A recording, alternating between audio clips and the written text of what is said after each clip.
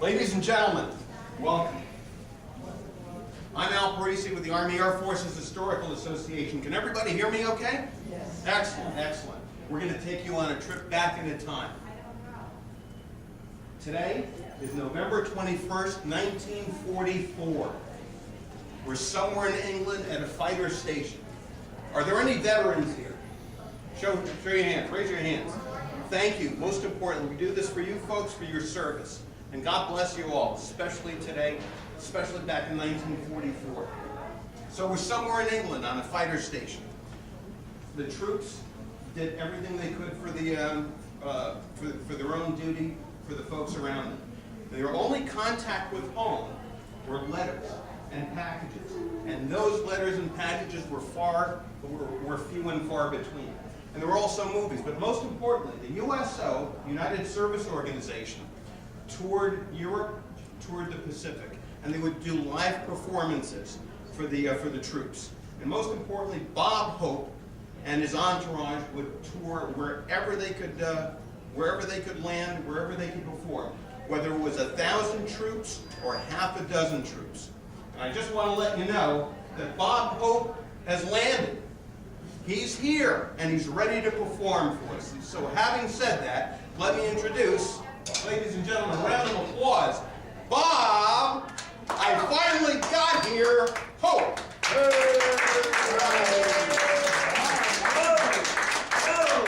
ladies and gentlemen. Hello, fellas. I'm so glad to be here. So great to be here today, this afternoon. And my name is Bob. That wasn't my case of Rheingold that fell out of the Bombay Hope. And I'm just reminding all you GIs out here, I have a plug from our sponsor. Reminding all you GIs, all you soldiers out there, to use Pepsodent on your brush with plenty of traction. And your teeth will never be missing in action. And whether your mouth has a lot or a few, your breath will never be PU. Thank you, Sergeant Komar. And that's a message from our sponsor. Well, let's get right on with the show. I'm very happy to be here this afternoon to be part of this USO show, performing for the troops and performing for the military, because the military is very important to my family. In fact, my aunt, she married a second lieutenant. That was after the first one ran away. But you haven't seen my aunt. And my uncle Jack, why, he was a brigadier general. No, I got that wrong. He was generally in the brig. And of course, he shared a cell with my cousin. You might have heard of my cousin, Corporal Punishment. All right. Thank you again, Sergeant Komar. Thank you very much. And my great-great-great-grandfather, he was a Union general during the Civil War. You might have heard of him, because everybody has heard of him. Everybody has heard of my great-great-uncle, the Union general. And his name was General Knowledge. But we had a lovely ride here from the airfield. We just got in, as the major said, just a little while ago, and we came up here from the airfield. You might have seen those beautiful, brand new, silver, modern, streamlined trains. You might have seen those. Well, 6 of them passed our bus. And we had a very great ride, a very good bus driver. Our bus driver was very, very safe. Every time he went through a town, he'd slow down to 50 miles an hour and put down the magazine he was reading. And if it was a big town, he'd make the blonde get off his lap also. That's true, that's true. And the bus, you know, the bus went through a tunnel. And I gotta tell you, the bus went through a tunnel. It got very, very dark. And I decided to sneak a kiss from Betty Grable. Sneak a kiss from Betty Grable. And just as I leaned over to kiss Betty Grable, the bus hit a bump. And all I gotta say is, I must have accidentally kissed the saxophone player, or else Betty Grable better give up smoking those white owls. Yes, sir. Thank you very much, sir. That's much appreciated. And we finally arrived at the base. At the base, yes? Here. Thank you. Thank you. Finally arrived here at the base at about 1 o'clock in the morning, and the trumpet player, as a gag, thought it would be a great gag to stick his trumpet out of the window and play reveille. Well, they buried him this morning.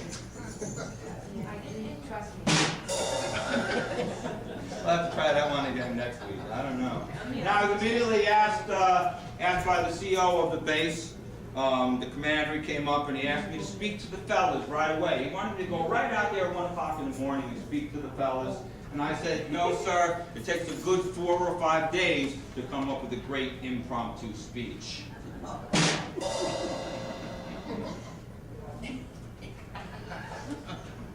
All right. You know, on the way over here, too, I got to tell you, on the way over here, I lost my St. Anthony's medal. Oh, my God. Couldn't help that. Couldn't help that. Lost my St. Anthony's medal. You know, only the Catholics get that one.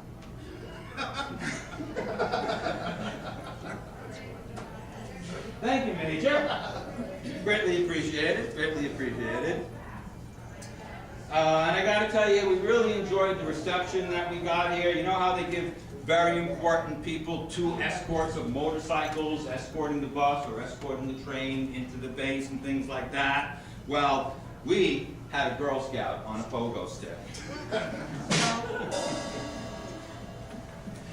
All right. So I spent the last night in the barracks last night, sleeping over with the troops in the barracks. You all know what barracks are, right? Barracks, 200 cots separated by individual crap games. And I've been doing my part to sell war bonds. I've been offering to kiss everyone who bought a $500 war bond. Kiss a movie star if you buy a $500 war bond. But so far, I've only sold one, and Boris Karloff wants his money back. And you know, in my last picture, you might have seen it, I had 25 love scenes with Hedy Lamarr. 25 love scenes with Hedy Lamarr. I hear she's feeling better now.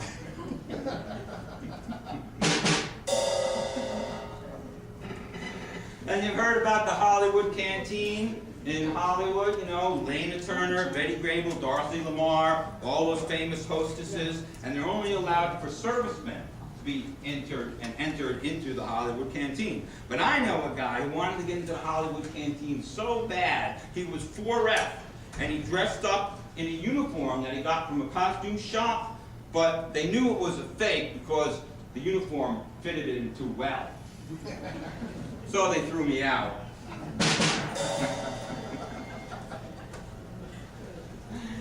Oh boy, and I was walking down Hollywood Boulevard a month or 2 ago, and there's hundreds of thousands of servicemen, sailors, Marines, aviators, all rushing this way and that, rushing down Hollywood Boulevard. And nobody recognized me. Nobody recognized me until suddenly a voice cried out, "Hey, that's Bob Hope." And everybody turned around to look, they shook my hand, they patted me on the shoulder. Oh my goodness, I was so embarrassed. I was sorry I called it out.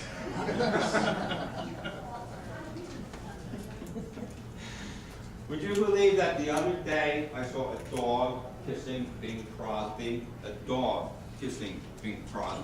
Now, don't people realize how many diseases and germs that awful creature can carry? I would never let my dog kiss Bing Crosby.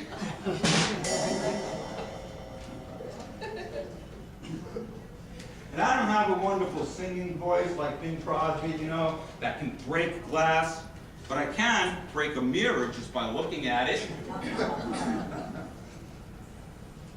Ladies and gentlemen, a very long time ago, during the Pilgrim days, when women would see men beat the ground with sticks and with clubs, they called it witchcraft. Today, They call that golf. And the last time I played golf with Bing Crosby, he hit a birdie, and an eagle, a moose, and a deer. I think these jokes are funny. I have to tell you all, I used to play a lot of golf with Bing Crosby. I used to play a lot of golf with Bing Crosby, but not anymore. No, not anymore. After all, would you play golf with a fella who, when nobody was looking, picks up his ball and tosses it closer to the hole? Of course not. And neither will Bing.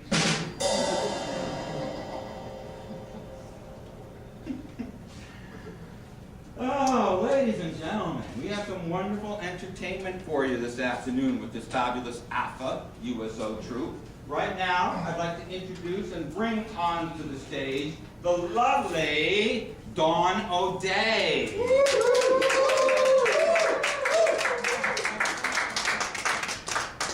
And Dawn O'Day just appeared with me in my most recent Hollywood picture, and it was the first time that she had been to Hollywood. So tell me, Miss O'Day, what did you think of Hollywood? Well, I was looking forward to meeting a really big star. A really big star? Well, you're lucky you ran into me. Why? Do you know any? Could you introduce me to someone like Bing Crosby? Golly gee, Bing Crosby. I think I've heard of him.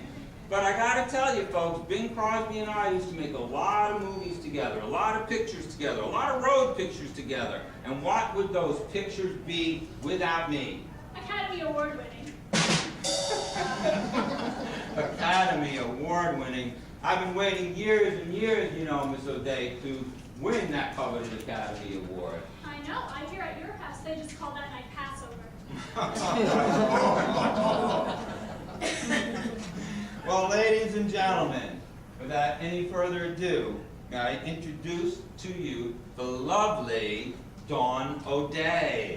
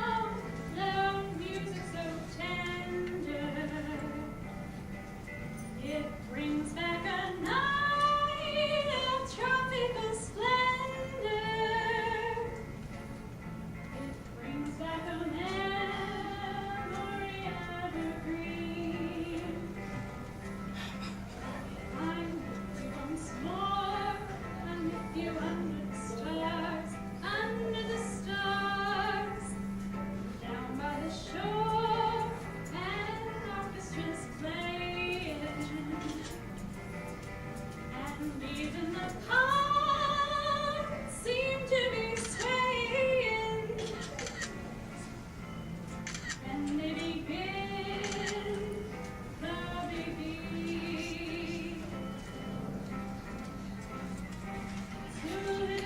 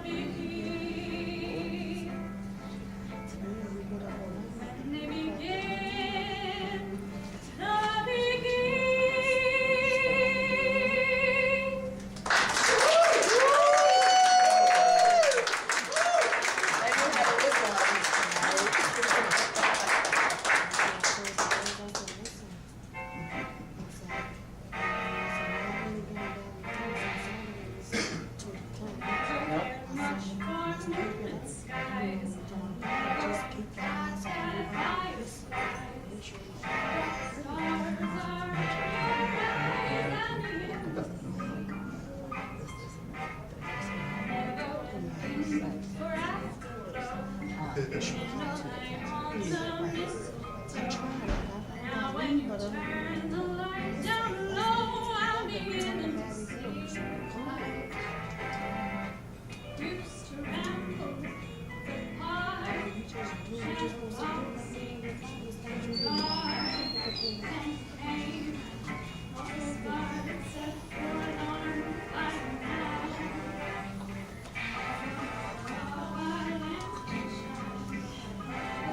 Rainbows in my wine. Now that your lips are burning mine, I'm beginning to see light. Ramble through the park, shadow boxing in the dark. Then came and was the spark that's a forlorn fire now. Go by lantern shine. Never saw rainbows in my wine. Now that your lips are burning mine, I'm beginning to see the light. Oh, I'm beginning to see the light. I'm beginning to see the light.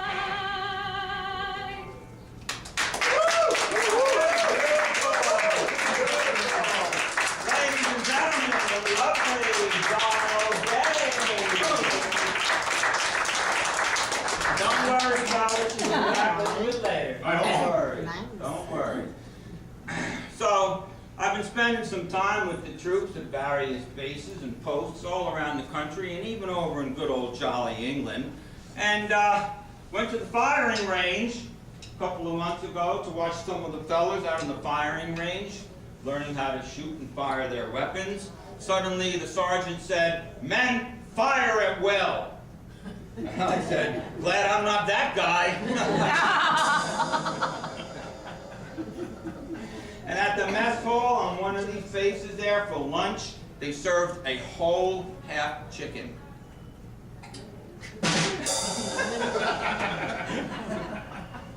I know you had to think about that one for a minute, boy.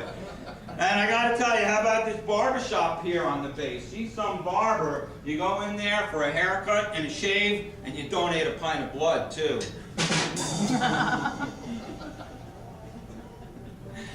And at one of the bases, they were telling me that all of the toilets were stolen from the officers' club. Every single toilet stolen from the officers' club. Do you believe that?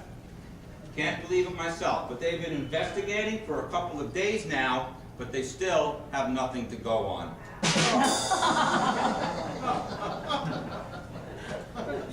Agent Parisi gave me that joke. And at the canteen on base, they sell Cokes, coffee, and sandwiches for a nickel for a Coke, coffee, or a sandwich, unless the officers come in. When the officers come in, they charge them 50 cents.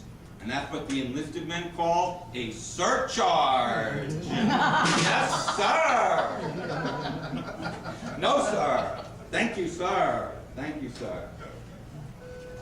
So let me tell you a story about two brothers from Tennessee who right after Pearl Harbor walked down to their recruitment office in Memphis to enlist in the armed services. They wanted to join the Air Force. First brother goes up to the Air Force recruitment officer and he says, "Sir, I'd like to join the Air Force." Recruitment officer says, "Well, that would be swell. What can you do to help us in the Air Force?" And the brother says, "Why, I'm a pilot."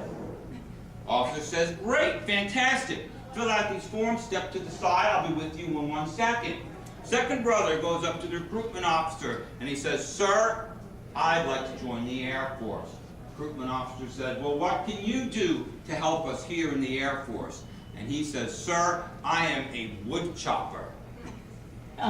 Recruitment officer says, "A wood chopper? We don't need any wood choppers in the Air Force. You might want to try the Army Infantry right down the hall." Second brother says, "But sir, you took my brother." Recruitment officer says, "Of course we took your brother. He's a pilot." The second brother says, "With all due respect, sir, I have to chop it before he can pilot."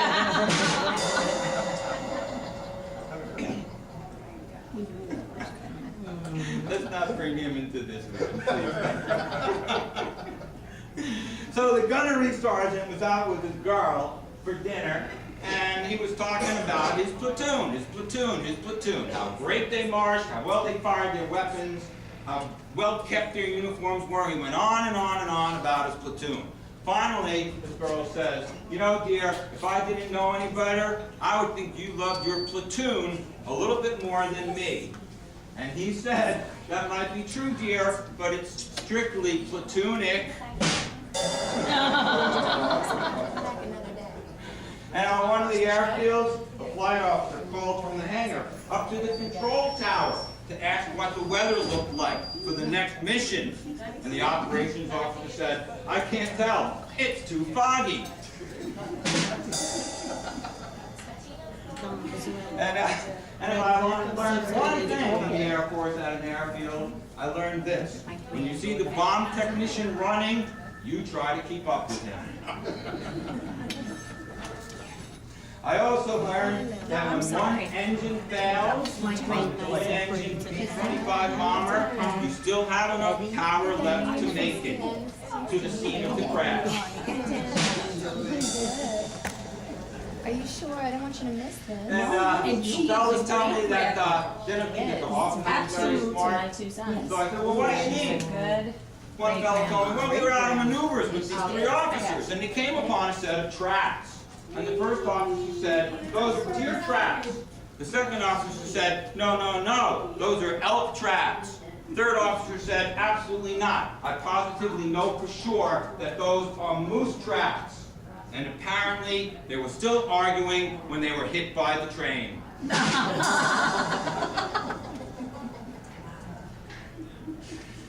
As driving through the base on our Jeep, we passed the post chapel, and I saw smoke coming out of the post chapel, and I said to myself, holy smoke. Driving back the other way, our Jeep broke down. It was late at night. I reached into my flight bag for a flashlight. Everybody here knows what a flashlight is. It's a round cylindrical container for storing dead batteries. At least that's what mine does. And then we were driving past oh, thank you. Past the post chapel again, and there was a cow standing on the front lawn of the post chapel, and I thought to myself, was that my agent? I heard so, must be my agent. Colonel, take that message for me, thanks. I can't accept any other movie offers from Bing. I'm here entertaining the truth. Thank you. So we drove past the post chapel, and there was a cow standing on the front lawn of the post chapel, and I said to myself, who's going to help me? Who's going to help me? I said, holy cow! Thank you. And the colonel came up to one of the fellas during roll call at the end of the day, and he said to the private, he said, Private, I didn't see you at camouflage training this morning. And the private said, thank you, sir.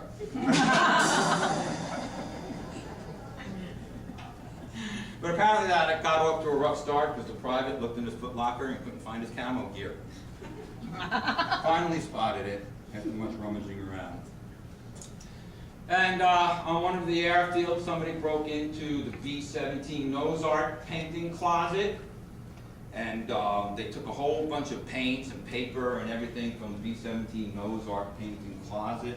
And there were a couple of witnesses, but it was a little dark, and the details are a little sketchy. Oh. And the colonel ordered some of the fellows for inspection, and he looked this one poor private up and down, looked at him up and down really closely, and he said, Private, your collar and your uniform is frayed. And the private said, begging your pardon, sir, but this uniform ain't frayed of nothing. Good one.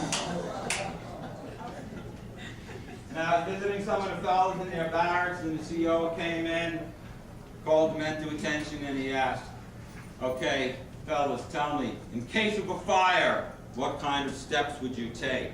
And apparently, really fast and big ones was not the correct answer. And I understand at the NCO club on the base here, they don't serve women. Apparently, you have to bring your own.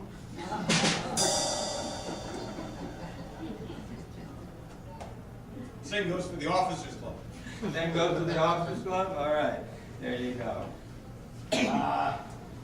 At this time, I'd like to bring on a good friend of mine, Major Albert Parisi.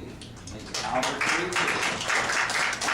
Bob, it's so good to have you here. I have to admit, when we heard that you were going to land, that you were going to come through here on the tour, I can't tell you what it meant to the boys. Well, I'm so glad. You know, I'm really so glad to be here. How did you get past the gate? I had to swing my way past the gate. Yes, sir. So we were out in at London. I was in London entertaining the troops in England a while ago, and went out to a club with the major, one of those little off-base pubs that you hear so much about in England. And it's great to spend some time with the Air Force. The Air Force is such an esprit de corps in the Air Force. Esprit de corps. It's a wonderful word. Esprit de corps just rolls off the tongue, and it's a French word. Esprit de corps, and it means ask if she has any sisters. So Major, Yes. we have a script here. Well, I just wanted to say to you, you know, Bob, I'm a really big fan of yours. Your radio show is tops with all of us back in the States. And I've seen all your movies Yeah, more I'm than fine. once. You know, Hold That Ghost, The Road to Rio, all of it. But I have to ask you something. Are you one of those method actors? A method actor? Well, why do you ask? Well, I was just wondering if there was a method to your madness. You know, you work with such glamorous stars. Well, you know, Dorothy Lamour, well, I have to tell you, I'm a big fan of hers. She really sends me. Do you think you could introduce me someday? You bet, Major. After all, you are such a big fan. Oh, big fan. You bet I am. You know, before I joined the Air Corps, I was a commercial artist. Myself and Norm Rockwell, we used to do covers for the Saturday Evening Post. Well, you know, today I fly a P-38 Lightning, and many of us paint pinup pictures on our planes for good luck. Now, my airplane, a P-38, well, I named her Lamour Me Some More. Matter of fact, here's a photograph of the pinup. Oh my goodness. Major, Major, Major. You know, I've seen Dorothy Lamour in some skimpy outfits in my time making pictures with her, but I've never seen her like this. My goodness, this painting of Dorothy Lamour, she's not wearing any clothes. You got that right. I know there's another line here. And you know, Major, that's an unusual take on the female form. I must say. Well, you know, Bob, the only thing I can say in my defense is that I've been overseas way too long. Apparently. I had to draw it from memory. Apparently. Well, Major, did anybody ever tell you that you look an awful lot like Clark Gable? Well, Bob, as a matter of fact, yes, they have. But do me a favor, keep that under your pith helmet. Ooh. Otherwise, it's bad luck. Why is that? Well, you know, remember, Bob, I'm a fighter pilot. I'm in combat all the time, and the last thing I want to do is be gone with the wind. Well, I gotta tell you, Major, ever since we've been in England like this, I can't get over how chilly and damp it is here.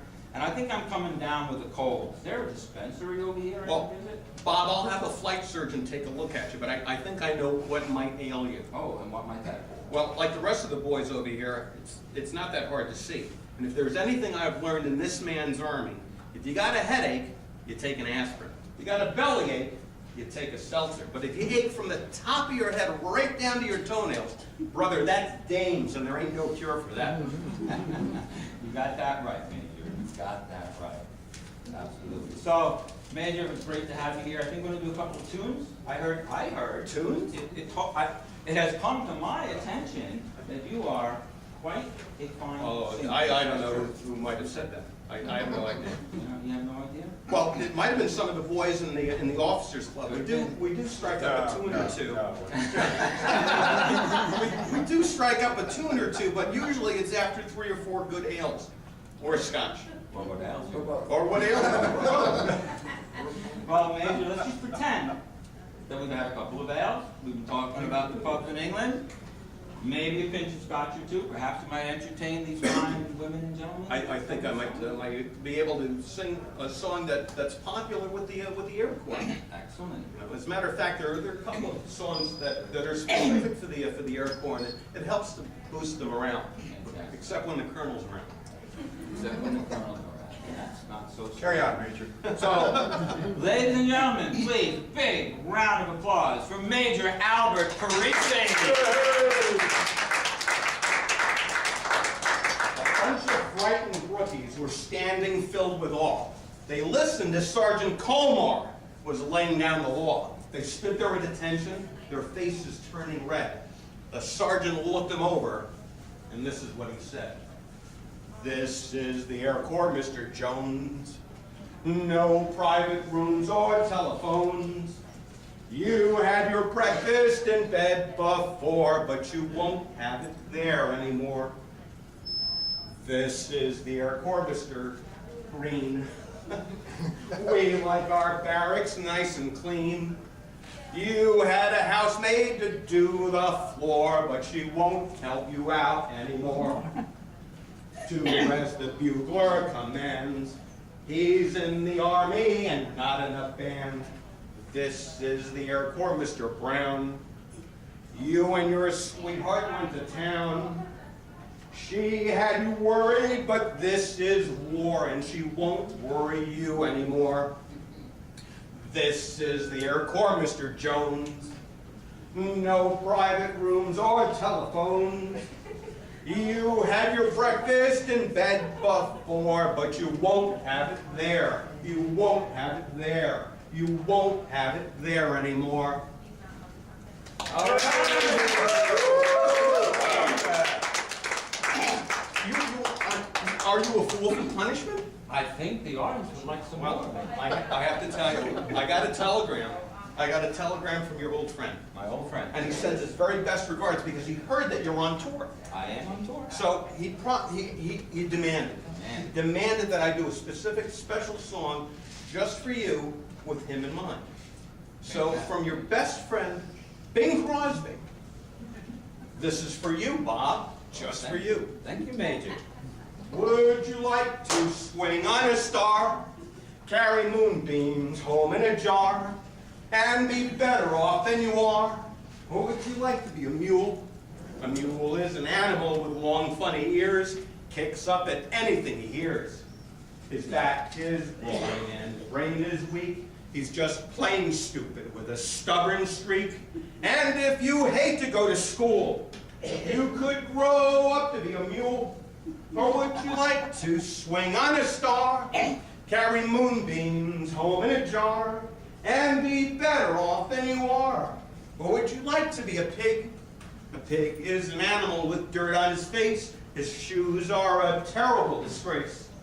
He has bad manners when he eats his food. He's fat and lazy and awfully rude. But if you don't care feather or fig, you could grow up to be a pig.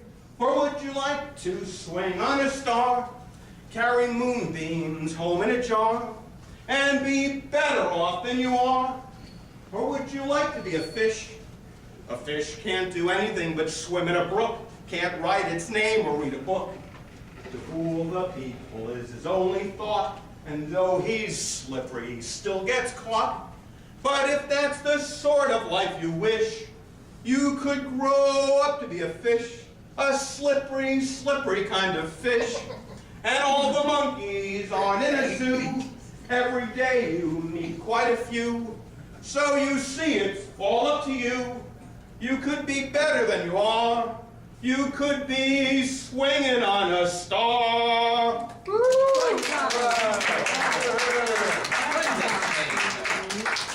Fantastic, Major. Did you say you're going to buy me a beer after I this? think I'm going to buy you a beer after this. So, Major, Yes. I think the next time we're going to let you sing solo, as in so low these fine folks can't. Thanks, Bob. One more story. The Major and I were at a bar under this little pub, outside of the airfield in England. Oh, you're not going to tell I'm that going to tell story. this story. And we were sitting at the pub, having a couple of drinks, and the major points to these two old drunks sitting across from us at the bar. And he said, "Bob, in 10 years, that's going to be us." And I looked at him and I said, "Major, that's a mirror."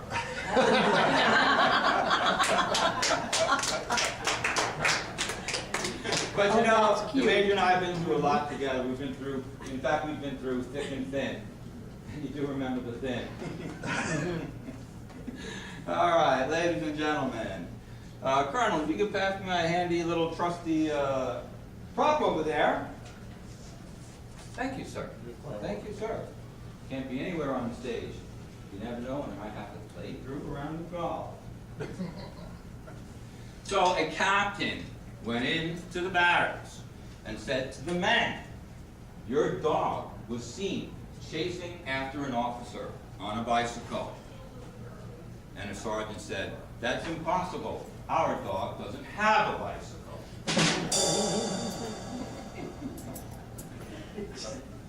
And there was this private who was arrested by the MPs in town for public drunkenness while he was on a 3-day pass.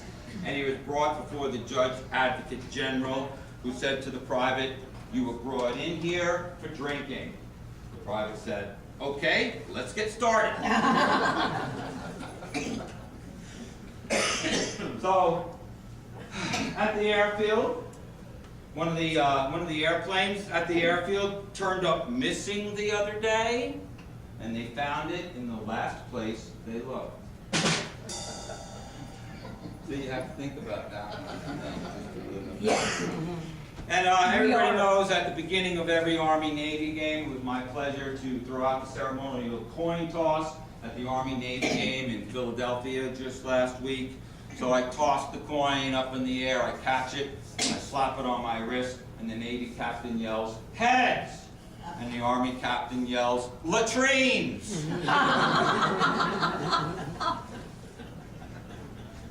An officer went home to his pregnant wife at their off-base house, and his wife has gone into labor. And he calls the hospital and he says, "Doctor, doctor, my wife's in labor and her contractions are 2 minutes apart." The doctor says, "Is this her first child?" And the captain says, "No, it's her husband."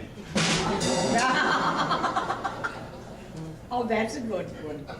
I'll have to I like remember that that. one, thank you. All right, so we were on leave in New York City with a bunch of fellas, and we went to the Empire State Building, wanted to visit the Empire State Building, and we had to take the elevator to the observation deck because the stairs were stuck between floors. Oh, really?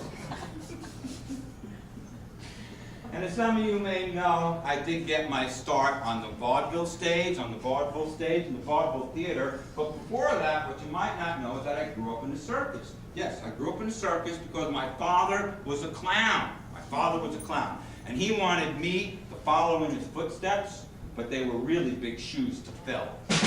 Yeah.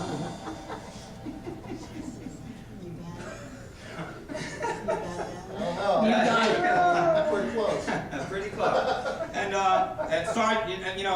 Sergeant Casey got his wings yesterday. Sergeant Casey loves his wings, just loves his wings. Tomorrow, they're going to feed him the rest of the chicken. Did you notice that I time my jokes? Yes, I time my jokes. In fact, this is the 10th time for most of them. Yeah, really.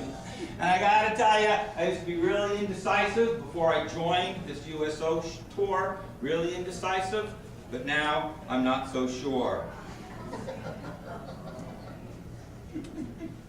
Not so sure. Oh, when I was a child, we had this uncle who used to traveled all around the world, and he really didn't have a home, so when he wasn't traveling around the world, he'd come and stay with us at our place, sometimes days, weeks at a time.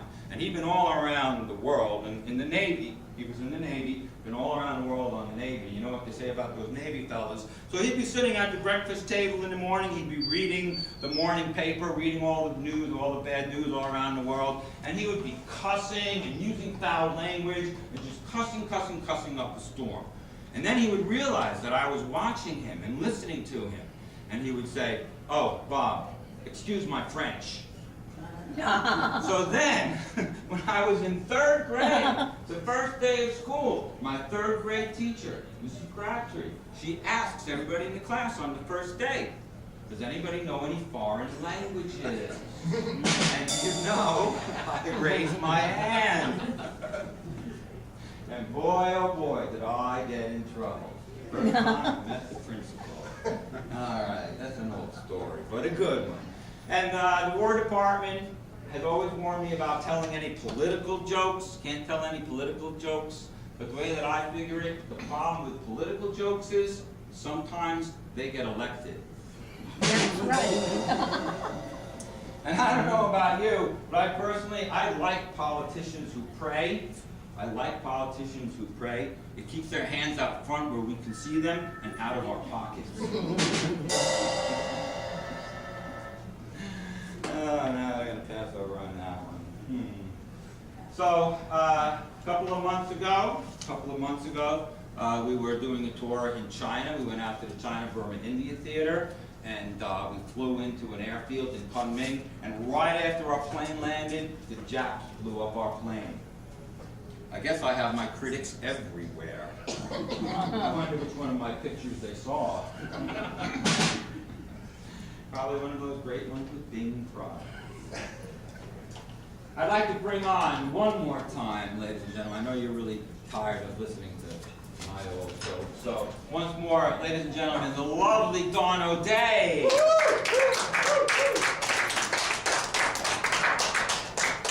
And Dawn O'Day was on our China-Burma India Theater tour with us just recently, and we noticed that in the China-Burma India Theater, they give out so many field promotions that we saw a water buffalo with sergeant's stripes. But the tiger outranked him. The tiger outranked him. Water buffalo with sergeant's stripes. So, the lovely Dawn O'Day. Face is looking a little rough there, Bob. Yeah, well, that's what we call a Burma shave. Oh. I thought a Burma shave was supposed to give you a close shave. Yes, but I'm talking Burma shave as in China-Burma India Theater. I had to shave. I had to shave with, I forgot the punchline. I had to shave with a bamboo stick. Thank you very much. Oh boy, I've been at this a little bit too long. I totally learned that one. But ladies and gentlemen, without any further ado, the lovely Dawn O'Day.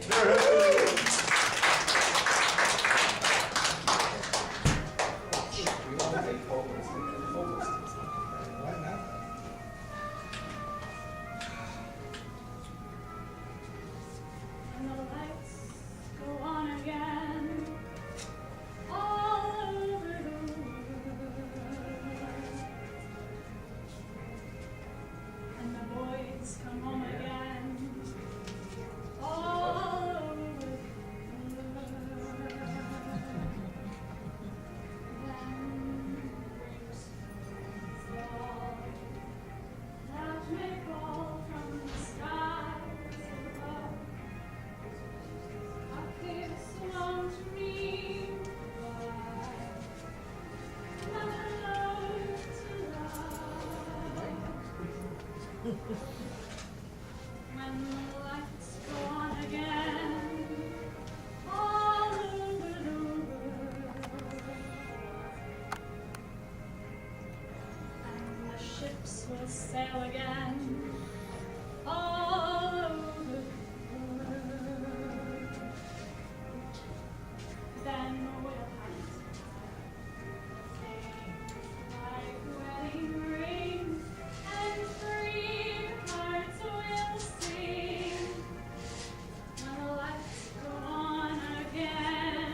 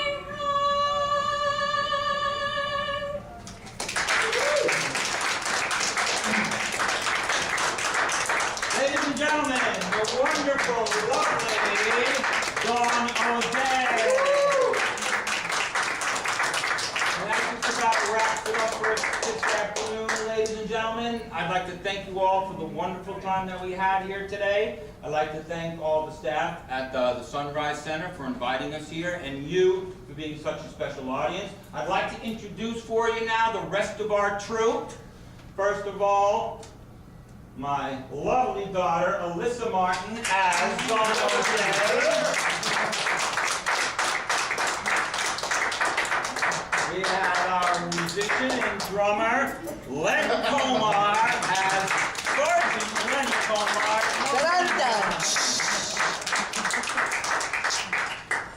And we have Taryn Zelesny as the lovely Captain Taryn Zelesny. And we have with us here the very lovely Kelly Komar as Captain Kelly Komar. Miss Rachel Zelesny is with us this afternoon. My good friend and singing buddy, Parisi, as Major Parisi. And the commanding officer, and I'm not sure he wants to fess up to this today, but the commanding officer of the Army Air Forces Historical Association, Colonel Placek.